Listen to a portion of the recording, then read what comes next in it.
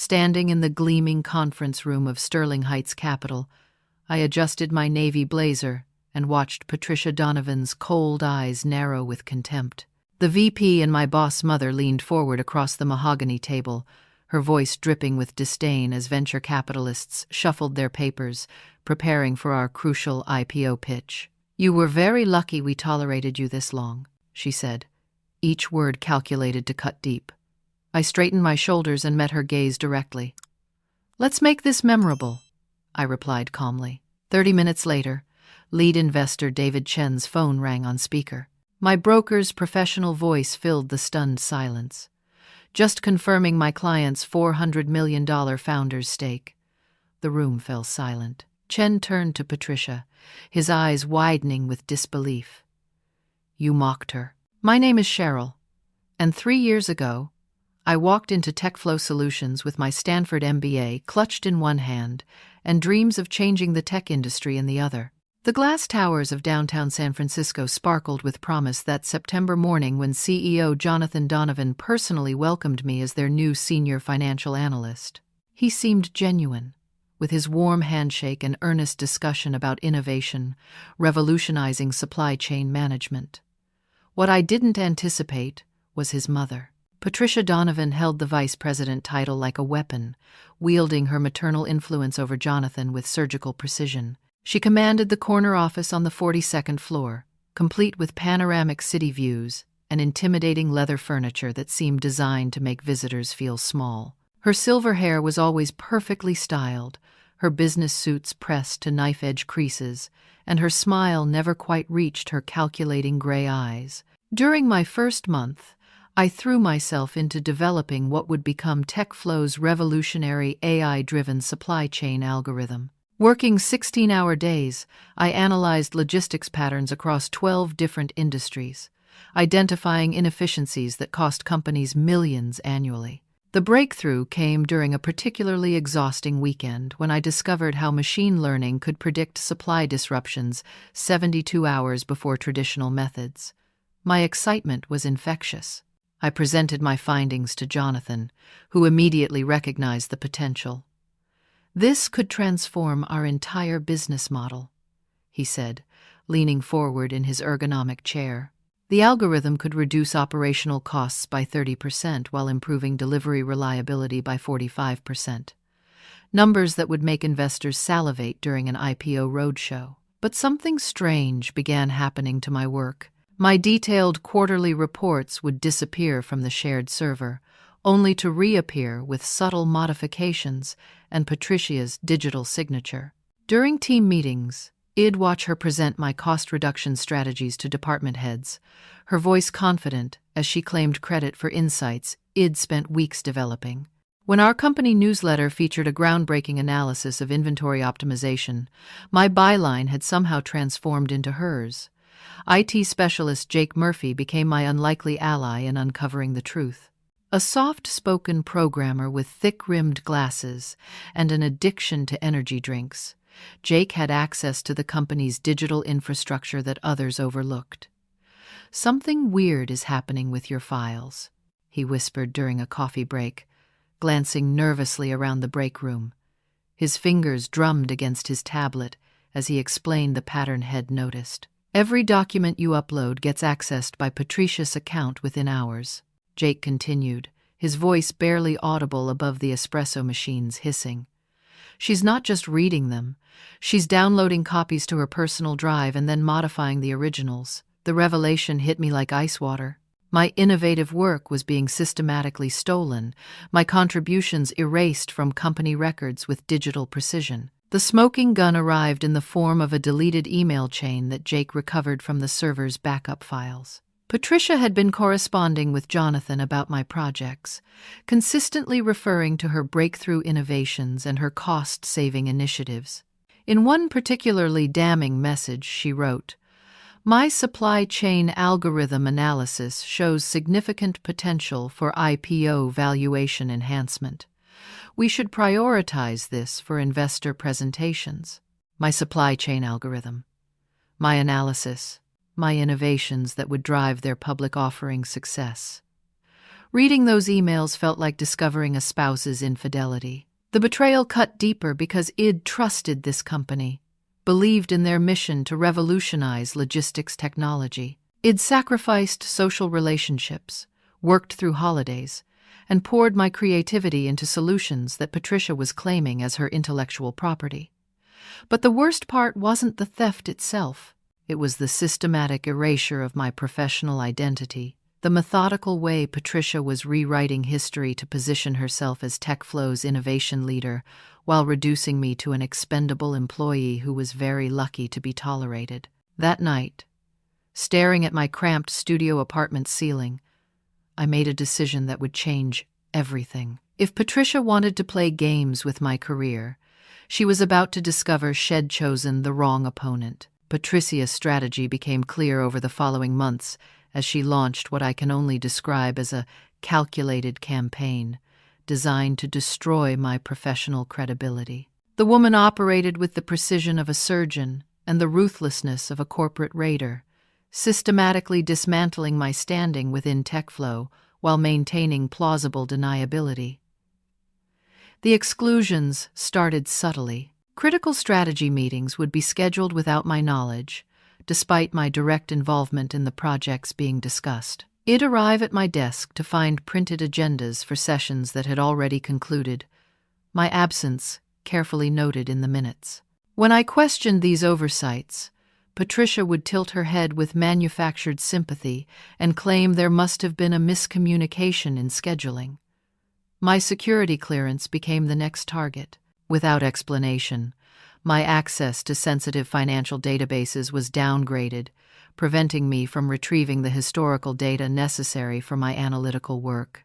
The IT department claimed the change came from upper management directive but couldn't provide specific authorization. Jake Murphy looked genuinely confused when I approached him about the restriction, his fingers flying across his keyboard as he checked access logs. "This is bizarre," Jake muttered, pushing his glasses up his nose.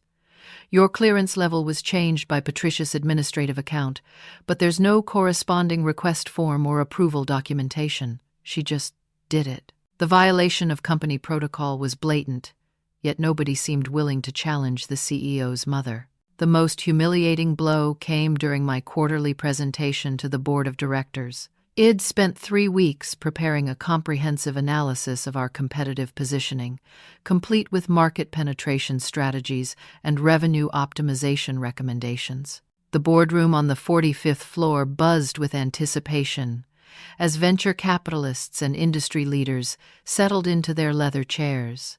Board member Sarah Williams, a sharp-eyed woman who'd built 2 successful startups, nodded encouragingly as I began my presentation. CFO Robert Hayes leaned forward with interest, his pen poised to take notes. The slides advanced smoothly through my introduction and market analysis, building toward my crucial recommendations. Then, disaster struck. The screen displayed outdated financial projections from 18 months ago, numbers that made our company appear stagnant and unprofitable. Revenue figures that contradicted every recent quarterly report.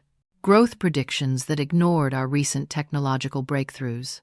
I stood frozen at the podium, watching venture capitalists exchange concerned glances as my credibility evaporated in real time. "These numbers seem inconsistent with our recent performance metrics," Sarah Williams said carefully, her voice carrying the diplomatic tone used when questioning someone's competence. The murmurs around the table grew louder as board members compared my slides with their printed materials.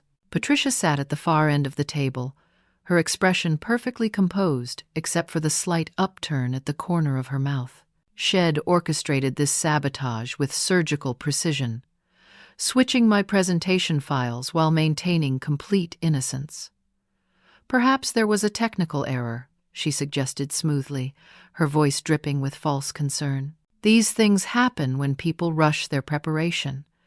The meeting concluded with promises to review the data more thoroughly and schedule a follow-up discussion.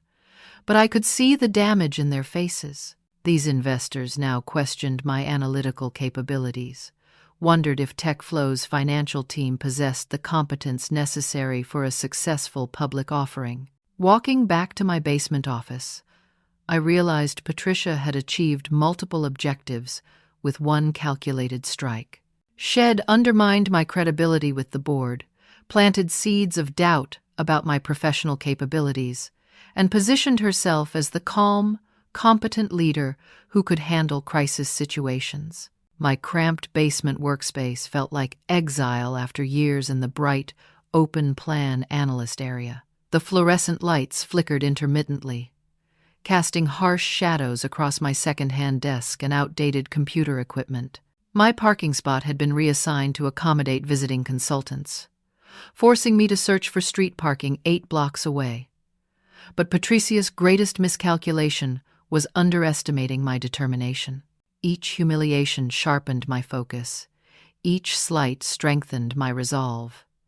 She wanted me to quit, to disappear quietly, and leave her free to claim credit for my innovations without interference. Instead, I began documenting everything. Every deleted email, every modified document, every mysteriously changed security setting. Jake Murphy proved invaluable in this effort, his technical expertise helping me preserve evidence that Patricia thought she'd successfully erased. "You're building a case," Jake observed during one of our clandestine meetings in the parking garage. His laptop screen illuminated our faces as he showed me recovered files and access logs. "But what's your end game?" "Patricia's untouchable as long as Jonathan protects her." I smiled, thinking about the phone call I'd received that morning from Harrison Burke, my family's attorney. The conversation about my grandmother's trust fund had revealed possibilities that Patricia never could have imagined. "Sometimes the best revenge is simply showing people who you really are," I replied, closing Jake's laptop, "and am about to show everyone exactly who I am." The transformation from victim to investigator required skills I'd never expected to use outside academic case studies. My Stanford MBA had covered forensic accounting principles, but I'd never imagined applying them to expose corruption at my own company. Working primarily during night shifts, when the building emptied of executive staff, I began systematically documenting Patricia's financial irregularities. The 42nd floor felt different after midnight. The usual bustle of ringing phones and clicking keyboards gave way to an eerie silence broken only by the building's ventilation system and the distant hum of traffic 40 floors below. Security guard Carl Rodriguez became my unwitting accomplice, his friendly wave granting me access to areas that should have required additional authorization. "Working late again, Cheryl?" Carl would ask, his weathered face creased with concern. A former Marine who'd taken the security position after retirement, he respected dedication and never questioned my presence during unconventional hours. This company's lucky to have someone so committed. If only he knew what I was really investigating. My first major discovery involved expense reports that defied logical explanation. Patricia had been submitting reimbursement requests for business trips that coincided with her personal vacations. A client meeting in Aspen happened to overlap with the ski season. A conference in Martha's Vineyard occurred during peak summer rates. Each expense was carefully crafted to appear legitimate while providing her family with luxury getaways funded by company resources. But the expense fraud was merely the tip of a much larger iceberg. Thomas Miller, a forensic accountant who'd helped me during graduate school, agreed to review Patricia's financial patterns during a discreet coffee meeting in downtown Palo Alto. Thomas specialized in white-collar crime investigations, his expertise honed through years of exposing corporate malfeasance for federal prosecutors. "These quarterly earnings adjustments are extremely sophisticated," Thomas said, his finger tracing columns of numbers on his tablet screen. We sat in a corner booth of Blue Bottle coffee, our conversation masked by the ambient noise of grinding espresso beans and casual conversations. Whoever designed this scheme understands accounting principles well enough to manipulate revenue recognition without triggering automatic audit flags. The manipulation involved shifting revenue between quarters to create artificial growth patterns that would impress IPO investors. Patricia had been accelerating some client payments while deferring others, creating the illusion of consistent expansion when the underlying business showed natural fluctuations.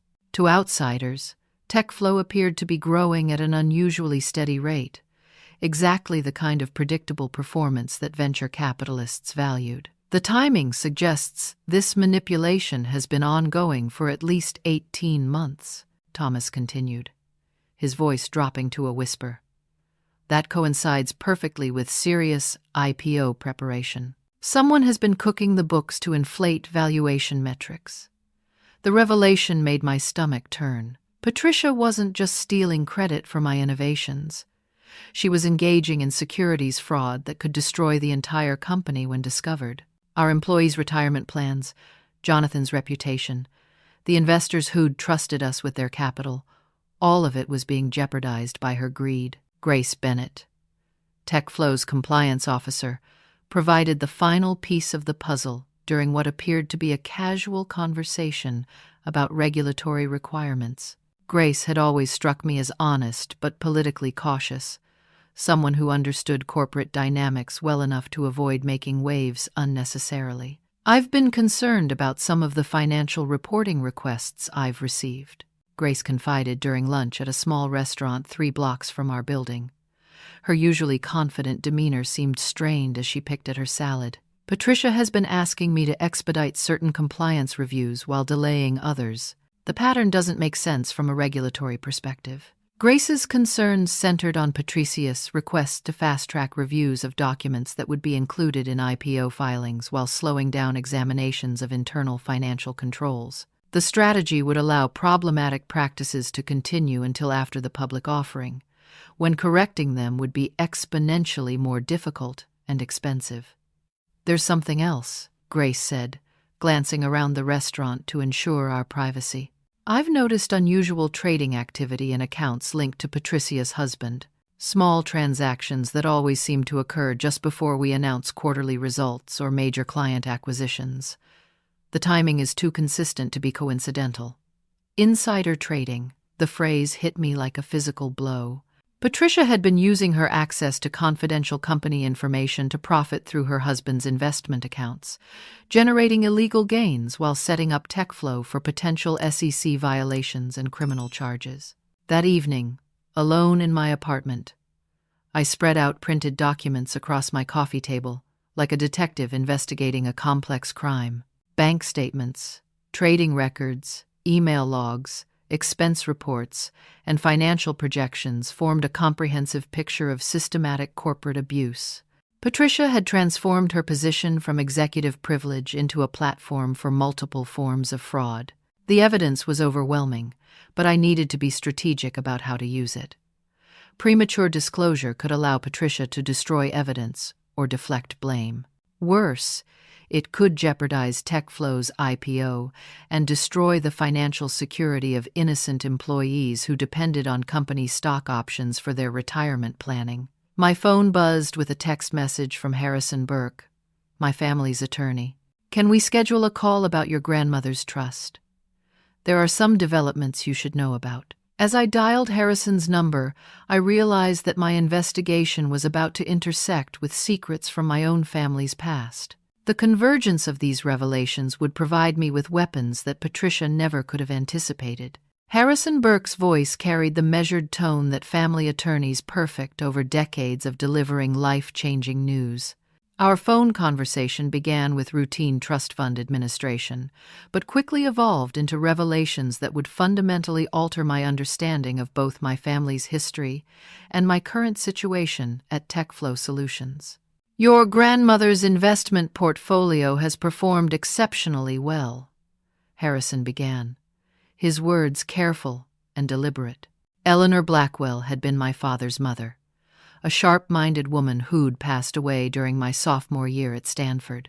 I remembered her as elegant and mysteriously wealthy, someone who spoke about business with an insider's knowledge but rarely discussed specifics. Eleanor made several angel investments during Silicon Valley's early expansion, Harrison continued. Many of those companies failed, as expected with venture capital, but a few generated extraordinary returns. He paused, the silence stretching across the phone line. Cheryl, one of those companies, was TechFlow Solutions. The revelation hit me like stepping into an elevator shaft. My grandmother had been one of TechFlow's original investors, providing seed capital when Jonathan first pitched his logistics optimization concept to a small circle of wealthy individuals willing to bet on unproven technology. "How much are we talking about?" I asked, my voice barely above a whisper. With stock splits and company growth over the past 8 years, Eleanor's original investment has expanded significantly. The trust currently holds approximately 400,000 shares of TechFlow stock. Harrison's next words seemed to echo from a great distance. Based on the projected IPO valuation, that represents roughly $400 million. $400 million. The number was so large that my mind struggled to process its implications. I wasn't just an employee being harassed by my boss mother. I was potentially the largest individual shareholder in the company, someone whose grandmother had helped fund Jonathan's entrepreneurial dreams when TechFlow existed only as business plan and prototype software. "There's more," Harrison continued. "Eleanor specifically structured the trust to maintain your anonymity unless you chose to reveal your ownership position. She believed that family connections could complicate professional relationships, so she wanted you to establish your career independently before accessing your inheritance." The irony was almost overwhelming. For 3 years, it'd been building innovations that would increase the value of stock I already owned. Patricia had been systematically abusing someone who possessed more voting power than the CEO himself. The algorithm id developed would generate billions in additional market capitalization for a company where I was already a major stakeholder. Your grandmother included a letter that was meant to be delivered when you turned 30, or when TechFlow went public, whichever came first. Harrison said, "Would you like me to read it?" Eleanor's words, preserved in her distinctive handwriting, transported me back to afternoon tea sessions in her Pacific Heights mansion. Her voice seemed to speak across the years as Harrison read her final guidance. "My dear Cheryl, if you're hearing this letter, it means TechFlow has achieved the success that Jonathan promised during his initial presentation. I invested in his company because I believed in his vision, but more importantly, I wanted to provide you with opportunities that my generation of women never had. The technology sector needs brilliant minds like yours, people who understand that innovation requires both creativity and integrity. Use this inheritance wisely, not just to build wealth, but to build a better world." Tears blurred my vision as the letter continued. Eleanor had anticipated that I might face challenges as a young woman in a male-dominated industry. Shed provided me with financial independence specifically to ensure that I could stand up to intimidation and fight for my principles without fear of economic retaliation. "There's one more provision," Harrison added. Eleanor included instructions that if you ever experienced workplace discrimination or harassment at TechFlow, you should contact Victoria Sterling at Blackwell Family Investments. Victoria manages the trust's voting rights and has authority to exercise shareholder influence when necessary. Victoria Sterling turned out to be a formidable woman in her 50s who'd been Eleanor's business partner and closest friend. Our video call the following morning revealed someone with steel-gray hair, penetrating blue eyes, and the confident bearing of someone accustomed to boardroom battles. "Eleanor spoke about you constantly," Victoria said, her voice warm despite her intimidating appearance. "She was so proud of your academic achievements and excited about your potential career in finance. She also warned me that you might face challenges because you refused to compromise your principles." I explained Patricia's harassment campaign, the systematic theft of my intellectual property, and the evidence of financial fraud it uncovered. Victoria's expression grew increasingly grim as I detailed each incident of abuse and manipulation. "This is exactly the kind of situation Eleanor anticipated," Victoria said when I finished my account. "She wanted to ensure that you could fight back against corporate bullies, especially those who abuse family connections to justify their behavior." Victoria leaned forward, her eyes intense. "Cheryl, you have the power to completely reshape this situation. The question is, how do you want to use it?"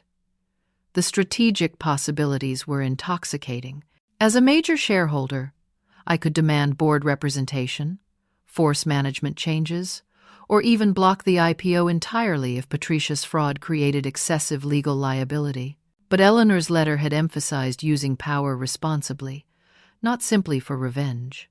"I want justice," I said finally. "Not just for myself, but for everyone Patricia has hurt. And I want to do it in a way that protects TechFlow's employees and innocent investors." Victoria smiled, the expression transforming her stern features. "Eleanor always said you were the smartest person in the family. Let's discuss how to make Patricia's next board meeting very interesting."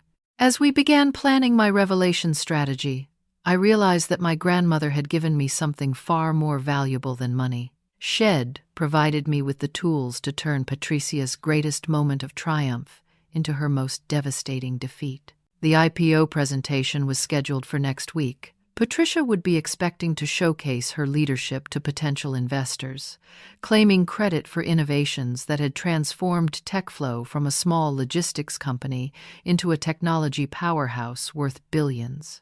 Instead, she was about to discover that the woman she'd been systematically humiliating owned a larger stake in the company than anyone else in the room. Orchestrating Patricia's downfall required the precision of a Swiss watchmaker and the timing of a master conductor. Every element had to align perfectly, creating a crescendo that would expose her fraud while maximizing the impact on everyone who'd enabled her behavior. The IPO presentation at Sterling Heights Capital would provide the perfect stage for my revelation. Amanda Foster, my broker at Blackwell Family Investments, became instrumental in planning the tactical elements of my disclosure. A Harvard Business School graduate with 15 years of experience in venture capital, Amanda understood the psychological dynamics of high-stakes investor presentations. The key is timing. Amanda explained during our strategy session in her downtown San Francisco office. Floor-to-ceiling windows provided spectacular views of the bay while we plotted Patricia's professional destruction. You want maximum shock value at the moment when Patricia feels most confident and secure.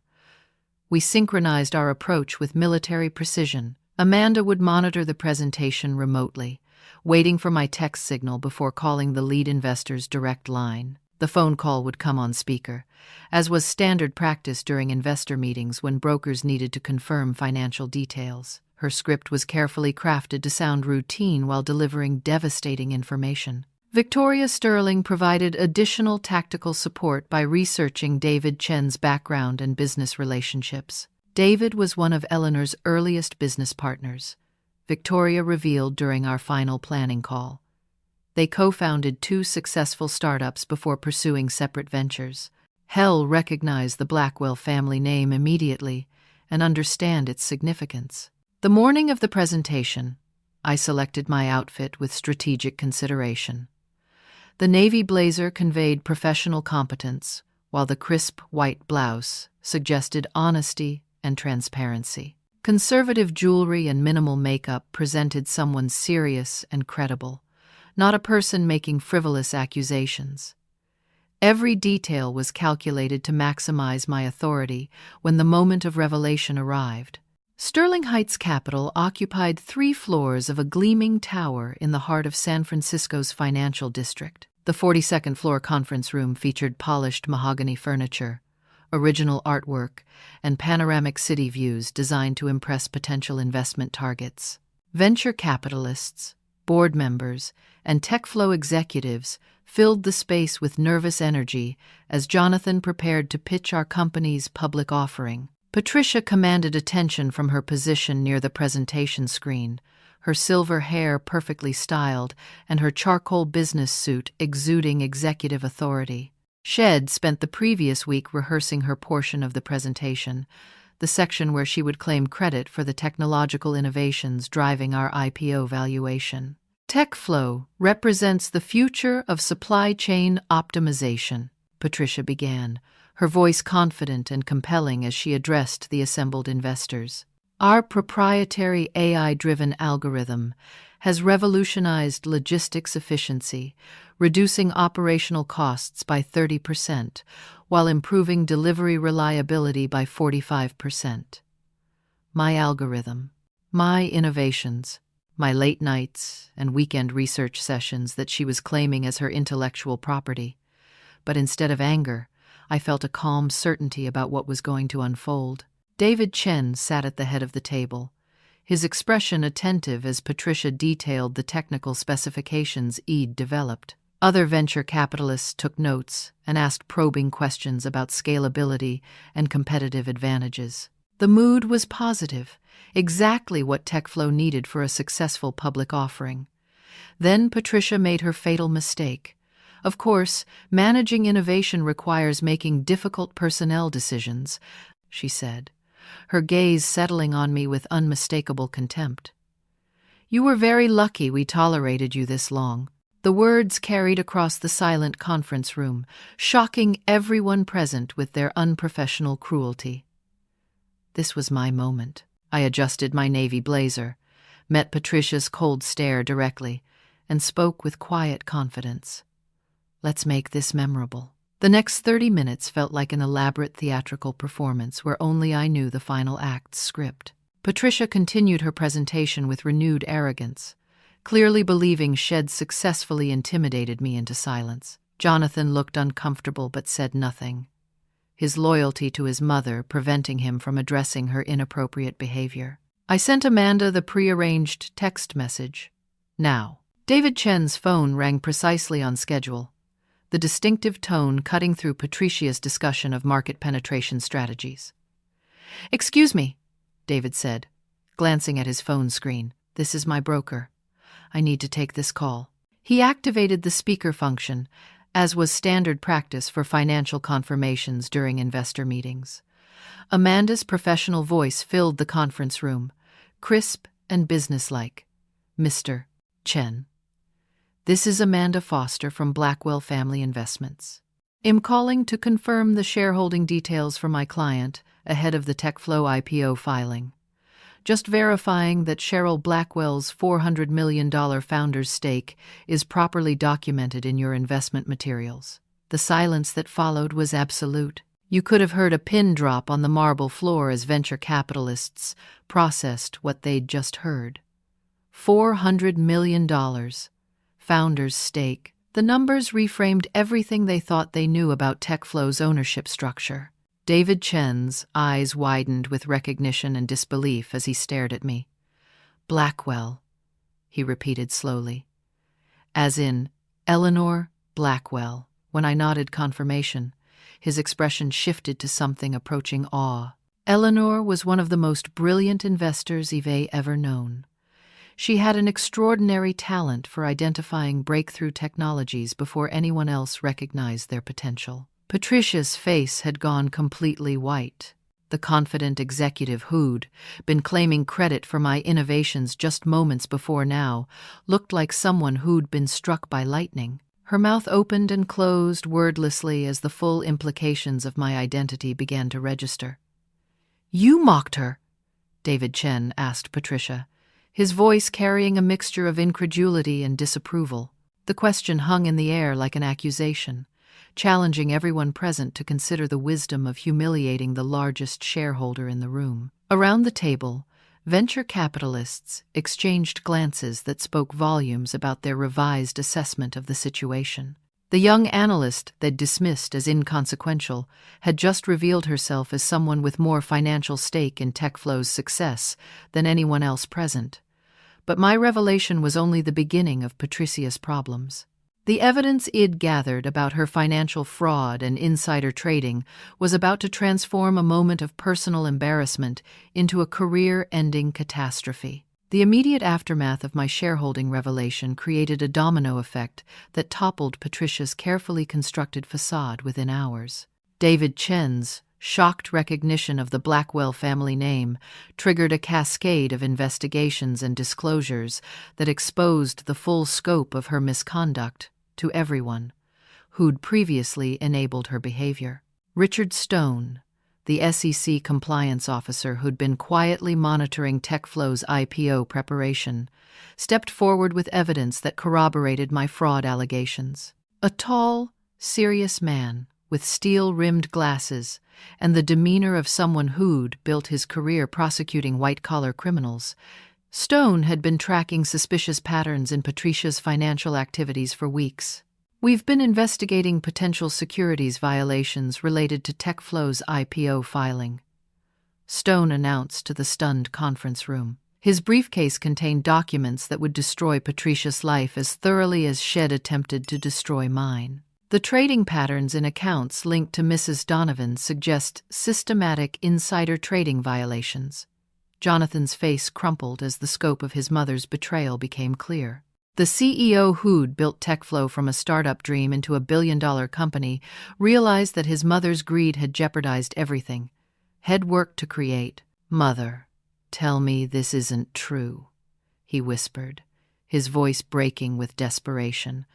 But Patricia's guilt was written across her frozen features. The confident executive who'd terrorized employees and claimed credit for innovations Shed never created now looked like a cornered animal facing inevitable capture. Her silver hair seemed to have dulled, her perfect posture collapsed, and her calculating gray eyes showed nothing but fear. The corporate attorney Daniel Murphy arrived within an hour, his expression grim as he reviewed the evidence that Stone and I presented. A partner at one of San Francisco's most prestigious law firms, Murphy specialized in crisis management for companies facing regulatory investigations.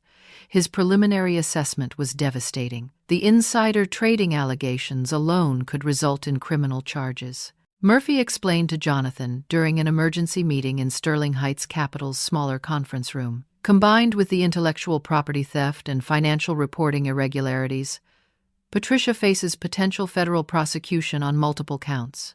Nancy Phillips, TechFlow's investor relations coordinator, struggled to manage the media inquiries that began flooding the company's phone lines as news of the scandal leaked to financial journalists. A former CNN reporter who'd transitioned to corporate communications, Nancy understood how quickly negative publicity could destroy investor confidence and torpedo public offerings. "The Wall Street Journal is asking for comment about SEC investigations," Nancy reported, her usually calm demeanor showing signs of strain. "Reuters wants to know if the IPO is still proceeding as scheduled. And TechCrunch is preparing an exposé about workplace harassment and corporate governance failures." The most satisfying development came when other TechFlow employees found the courage to speak about their own experiences with Patricia's abuse. Kevin Torres, a brilliant software engineer who'd always seemed intimidated by executive authority, approached me in the parking garage where I'd once met secretly with Jake Murphy. "I wanted to thank you," Kevin said, his voice shaking with emotion. "Patricia destroyed my performance reviews for 2 years because I questioned one of her technical decisions. She made me think I wasn't good enough to work in tech." His eyes filled with tears as he continued. "Seeing you stand up to her gives me hope that maybe I can rebuild my career." Ashley Chen, a marketing analyst who'd been systematically excluded from strategic planning sessions, shared similar experiences of professional sabotage and personal humiliation. "Patricia told me I didn't have the right background for advancement," Ashley revealed during an impromptu gathering of affected employees. "I thought she meant my qualifications, but now I realize she was making racial slurs disguised as professional feedback." Stephanie Walsh, TechFlow's HR director, faced her own reckoning as employees came forward with complaints they'd previously been afraid to file. A competent professional who'd somehow convinced herself that Patricia's behavior wasn't actionable, Stephanie now confronted evidence of systematic harassment that Shed failed to address. "I should have protected you," Stephanie told me during a private meeting in her office. Her confession carried the weight of professional regret and personal shame. "Patricia convinced me that workplace conflicts were just personality differences.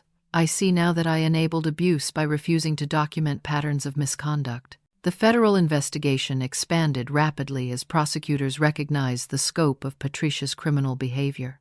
Michael Rodriguez, an investigative journalist from the San Francisco Chronicle, uncovered additional evidence of fraud involving shell companies and hidden offshore accounts that Patricia had used to launder insider trading profits. "This case represents everything wrong with corporate America," Rodriguez wrote in his exposé. "A powerful executive abusing family connections to steal from employees, defraud investors, and manipulate financial markets while hiding behind plausible deniability." Patricia's husband faced his own legal jeopardy as prosecutors traced illegal stock trades through his investment accounts. Their luxury lifestyle, funded by securities fraud and intellectual property theft, began crumbling as federal agents froze assets and initiated forfeiture proceedings. Jonathan made the painful decision to terminate his mother's employment and cooperate fully with federal investigators. Standing before TechFlow's assembled employees, he delivered an emotional apology that acknowledged his failure to protect them from abuse. "I allowed family loyalty to cloud my judgment," Jonathan admitted, his voice heavy with regret. "My mother's actions betrayed everything TechFlow stands for. I take full responsibility for creating an environment where harassment could flourish unchecked." The SEC's formal investigation resulted in criminal charges that would send Patricia to federal prison while permanently barring her from serving in corporate leadership roles. Her assets were frozen, her reputation destroyed, and her freedom forfeit to pay for years of systematic fraud and abuse. But the most satisfying moment came when Patricia was led away in handcuffs, her silver hair disheveled and her expensive business suit wrinkled from a sleepless night in federal custody. The woman who'd told me I was very lucky to be tolerated now faced years in prison for crimes that would define her legacy long after TechFlow's successful IPO. As I watched her downfall unfold, I felt no anger or vindictive pleasure. Instead, I experienced the quiet satisfaction that comes from seeing justice served and knowing that other employees would never again face the abuse that Patricia had inflicted with impunity. 6 months after Patricia's arrest, TechFlow completed the most successful IPO in Silicon Valley history. Our stock opened at $68 per share and closed the first day at $92, valuing the company at $12 billion. And making my inheritance worth significantly more than the original $400 million estimate. But the financial success felt secondary to the deeper transformations that had emerged from our crisis. Jonathan proved himself capable of profound personal growth once freed from his mother's toxic influence. He implemented comprehensive corporate governance reforms that created transparent reporting structures, anonymous whistleblower protections, and mandatory sensitivity training for all managers. The CEO who'd once enabled abuse through willful blindness became a passionate advocate for workplace equality and ethical leadership. I spent years making excuses for inexcusable behavior. Jonathan confessed during a company-wide meeting announcing my promotion to Chief Innovation Officer. Patricia's crimes were enabled by my failure to listen when employees tried to report problems. That failure ends today. Margaret Davis, our new board chairwoman, brought decades of experience fighting discrimination in corporate America. A former federal judge who'd specialized in employment law, Margaret understood that lasting change required both structural reforms and cultural transformation. Excellence requires inclusion. Margaret told our leadership team during her first board meeting, "Companies that tolerate harassment and discrimination inevitably lose their most talented people to competitors who treat employees with dignity and respect." My new role as Chief Innovation Officer allowed me to establish mentorship programs for young professionals facing challenges similar to those ED encountered. Ryan Foster, our newly hired corporate ethics coordinator, helped design initiatives that would protect future employees from the kind of systematic abuse that Patricia had inflicted. "Your story gives people hope," Ryan observed during one of our program planning sessions. His background in organizational psychology provided valuable insights into the long-term effects of workplace trauma. Survivors need to see that it's possible to fight back and win. Dr. Elizabeth Harper, our corporate ethics consultant, conducted exit interviews with employees who'd left TechFlow during Patricia's reign of terror. Many expressed willingness to return now that the toxic leadership had been removed and meaningful protections implemented. Talented people don't leave companies, Dr. Harper explained. They leave bad managers who make their work environment unbearable. Creating psychologically safe workplaces isn't just morally right, it's also good business. The mentorship programs we established focused on 3 critical areas: documentation strategies for protecting intellectual property, recognition of harassment patterns before they escalate, and legal resources for employees facing discrimination. We partnered with Stanford Law School to provide pro bono legal clinics for workers who couldn't afford private attorneys. My grandmother's trust fund became the foundation for the Eleanor Blackwell Initiative, a nonprofit organization dedicated to supporting women in technology who face workplace discrimination. Victoria Sterling served as the founding executive director, using her business expertise to create sustainable programs that would outlast any individual company or industry cycle. Eleanor always believed that privilege comes with responsibility. Victoria explained during the initiative's launch event, she wanted her wealth to create opportunities for people who face the same challenges she encountered as a young businesswoman in the 1960s. The federal prosecution of Patricia's case sent shockwaves through Silicon Valley's executive community. Her eventual conviction on 17 counts of securities fraud, insider trading, and racketeering resulted in a 12-year prison sentence and $30 million in restitution payments. The harsh penalties sent a clear message that family connections couldn't protect executives who engaged in systematic criminal behavior. Jake Murphy received a promotion to Chief Technology Officer, his technical skills and ethical integrity making him an ideal leader for our cybersecurity initiatives. The quiet programmer who'd helped me uncover evidence of fraud became a passionate advocate for transparency and accountability in corporate technology systems. Information wants to be free, Jake said during his first presentation to the board of directors. But people's careers and reputations deserve protection from those who would manipulate data for personal gain. Thomas Miller, the forensic accountant who'd helped me identify Patricia's financial manipulations, joined TechFlow as our Director of Internal Audit. His expertise in white-collar crime investigation created robust safeguards against future fraud while establishing best practices that other companies began adopting. The transformation extended beyond TechFlow's corporate culture to influence how other Silicon Valley companies approached executive accountability. Business schools began using our case study to teach future managers about the costs of enabling harassment and the benefits of creating inclusive work environments. Grace Bennett, our compliance officer who had initially been reluctant to challenge Patricia's authority, emerged as a powerful advocate for regulatory transparency. Her willingness to admit past mistakes and implement stronger oversight procedures helped restore investor confidence in our corporate governance. Compliance isn't just about following rules, Grace explained during a conference presentation about our reforms.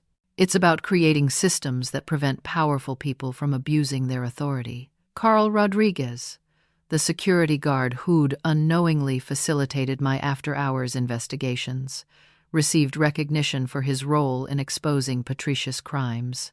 His genuine concern for employee welfare and willingness to help people working late had inadvertently created opportunities for me to gather crucial evidence. The personal satisfaction of seeing justice served was enhanced by knowing that other employees would benefit from the protections WED implemented. Young professionals entering TechFlow would find an environment that valued their contributions, protected their intellectual property, and provided resources for addressing conflicts before they escalated into abuse. Looking back on those difficult months of harassment and investigation, I realized that my grandmother's greatest gift wasn't the financial inheritance that gave me leverage against Patricia's abuse. Eleanor's true legacy was the moral courage instilled through her example, the belief that fighting for justice was worth any personal cost. The young woman who'd once tolerated humiliation rather than risk her career had discovered inner strength she'd never known existed. Patricia's cruelty had inadvertently created the circumstances that revealed my true capabilities and gave me opportunities to help others facing similar challenges. Today, as I walk through TechFlow's headquarters, I see evidence of positive change in every department. Diverse hiring practices have brought fresh perspectives to our technical teams. Transparent promotion processes ensure that advancement depends on merit rather than personal connections. Anonymous feedback systems allow employees to report problems before they become crises. But perhaps the most meaningful change is cultural. The fear that once permeated our workplace has been replaced by genuine collaboration and mutual respect. People feel safe to share innovative ideas without worrying about intellectual property theft. Employees trust that their contributions will be recognized and rewarded fairly. Patricia's downfall taught everyone at TechFlow that no one, regardless of family connections or corporate authority, is above accountability. Her crimes destroyed her life and freedom, but they also created opportunities for positive transformation that will benefit employees for generations to come. The woman wooed once told me I was very lucky to be tolerated, ultimately gave me the greatest gift imaginable: the chance to prove that courage and persistence can triumph over corruption and abuse. Have you ever faced a situation where standing up for yourself seemed impossible but turned out to be exactly what you needed to do? I'd love to hear your stories about finding strength in difficult moments, because your experiences might inspire someone else who's struggling with workplace challenges or personal conflicts. Thank you for listening to my story. I hope it reminds you that justice is possible, even when the odds seem overwhelming, and that sometimes the people who try to diminish us end up revealing our true strength. Remember that your voice matters, your contributions have value, and you deserve to be treated with dignity and respect in every area of your life. Please like this story if it resonated with you. Subscribe for more content about workplace justice and personal empowerment, and share it with anyone who might benefit from hearing about the power of standing up to bullies, no matter how powerful they seem.